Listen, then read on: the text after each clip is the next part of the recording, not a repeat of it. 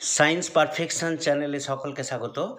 আজকে আমরা আলোচনা করব তড়িৎচুম্বকীয় আবেশ, ফ্যারাডের সূত্রাবলী ও লেঞ্জের সূত্র, electromagnetic induction, Faraday's law and Lenz law. ফ্যারাডের প্রথম সূত্র: কোনো বদ্ধ কুণ্ডলীর সঙ্গে জড়িত চৌম্বক প্রবাহের পরিবর্তন ঘটলে কুণ্ডলীতে তড়িৎচালক বল আবিষ্ট হয় এবং চৌম্বক প্রবাহের পরিবর্তন যতক্ষণ স্থায়ী হয় আবিষ্ট তড়িৎচালক বল ততক্ষণ স্থায়ী হয়।